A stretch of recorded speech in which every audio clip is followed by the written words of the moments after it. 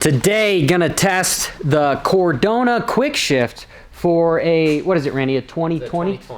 2020 YZ250F. Yes, we know the newer bikes like the 2024 KTM already come with Quickshift, but this sucker is 750 euros and it's available in Europe as of right now. There is no dealer here in the United States yet, but they are looking at it, so I got my hands on one of them and we are going to test it. I am interested to find out how it's going to feel under a lot of torque. I'm talking first and second gear, because usually around fourth and fifth you can kind of yank without pulling in the clutch at all, but probably the hardest gear to shift is around third. And if this works really well, then you don't need to tumble your gears anymore, because I used to get my gears tumbled so that they were just smoother so you could yank them easier. So I'm gonna see how it works. It's real easy to install. It was about 2 hours going slow to try to install it, and it's got two different settings. One is the kill time between gears in milliseconds, and then the other one is kilograms as far as force of how hard it is to shift, because you don't want this sucker to accidentally shift if you just land real hard and Ken rocks it, blow up your shock or something. That would suck too if it all of a sudden just shifted on you manually. We don't want that.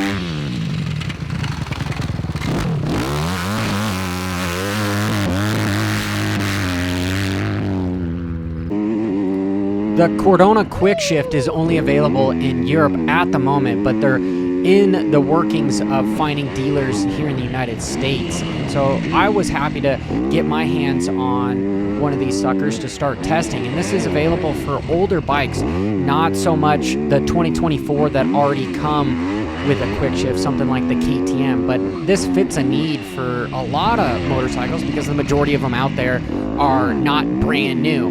And it is an awesome technology that you can implement onto some older models. But it took me probably about 10 minutes to get over the habit of pulling in my clutch and manually power shifting. But with this thing, I didn't have to. So after I got over that and realized, hey, this sucker will allow me just to yank the gears, then it became the matter of, all right, let me test this, because I had my nephew, Randy, who is a novice rider, also test this sucker, because this is his motorcycle on his 2020 Yamaha, and we both came up with completely different settings, which we'll get into, because I had a couple instances where it was not shifting as quickly as I would like to, because sometimes my riding style, I like to shift on the lip of jumps and not so much in the air. Sometimes I shift in the air, but sometimes I shift on the lips of the jumps. And I had one scenario where the motorcycle shifted, but it was delayed enough to where I started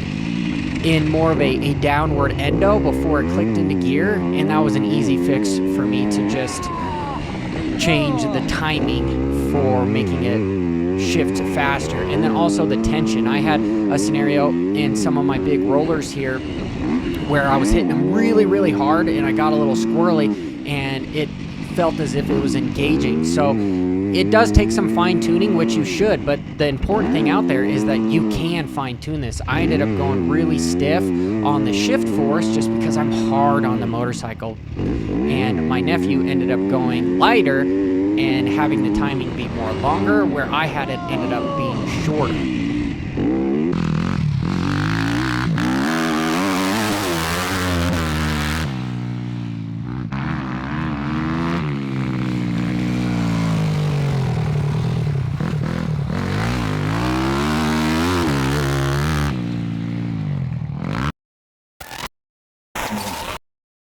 So the Cordona Quickshift, what was your initial thoughts? We got my nephew Randy, novice rider. Got somebody that the older I get, the faster I was. Still pro rider. Pretty much. Ish. My initial thoughts of it was I was a little timid. I'm always timid because I don't know what I'm gonna get. Yeah. But right out of the box with the pro settings that it comes with the shift force at 15 and the timing at 35, it did what it was supposed to. It took me a little while to not use the clutch to shift because that's just habit, but then starting to yank. Third and fourth ended up being still really hard under high RPM, and I did have one small deal where I got squirrely through the rollers and I got kicked real sideways and stuff, and it felt like I missed a shift there. Yeah. And so we went back and then we raised the shift force by a couple, and that pretty much fixed everything for me. The only thing that I would like to do further testing on is really have the timing beat down, because I would like the timing of between shifts to be lower and the shift force to be higher, because sometimes I like to shift on the tip of jumps, and I had one scenario where I shifted on the tip and the bike started to endo, but then it went into gear. We're talking just briefly. And so it is just milliseconds is all that it does, you know. But I'm honestly super impressed with the delivery of the system, because if you don't have a new 2024 bike that comes with an app for Quickshift, I could see you could put this thing into flat track, supermoto, you could do off-road, enduros would be awesome. Even motocross, it works. You just have to have the flexibility with the settings, which it has that. And you don't need to plug into it or anything either. You don't have another app. It's just 2 buttons. So you could you could even pull off to the side of the track and adjust it real quick and then go out and do 2 more laps. You know, it's not like you have to tear the whole bike apart to change it. But you ended up with different settings than I did. Yeah, so originally I thought that it was too hard to shift, especially between third and fourth at high RPMs, like when you're coming out of a corner really hard. I never had any situations where it felt like it was shifting when I didn't want it to shift. So I went and I increased the ignition cut time to, I think, 40 milliseconds, and it shifted a lot better, especially from third to fourth. It just, you barely notice it, but you do notice it, and it just slides into the next gear so much easier.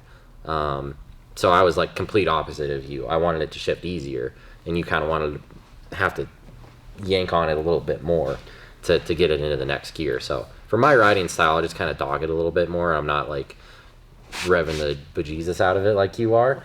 So for me, it worked a lot better just being able to increase the ignition cut time. But I didn't mess with like the force it took to shift. So maybe next time I could mess with it, you know, just kind of see what it feels like. Well, it's cool that it's customizable between skill levels, and even if you are the same skill level, you'll probably still end up with different, you know, because some people ride different. Yeah, the levers are different. But I could see, especially if you are getting major arm pump and you have the dreaded, I don't want to use my controls anymore. Well, this helps because you don't have to use the clutch whatsoever. Yeah, after I just adjusted the ignition timing, I don't think I touched the clutch. I only touched the clutch in the corners, but then I let go of it and just yanked. But I'm really hard on stuff, and I don't mind the shift force being more because I'm just gonna pull and it's gonna go into gear. And what's nice is with it being a harder force, when I get squirrely, I'm not worried about it making a shift. Exactly. Yeah, because you're always casing stuff and over jumping stuff, so there's a lot more force you're putting on the bike. So overall, are you gonna keep it on your bike? Definitely. It will stay on there till the bike explodes. So he's not going to let me ride it anymore. There was a couple close ones today. All right. Cut.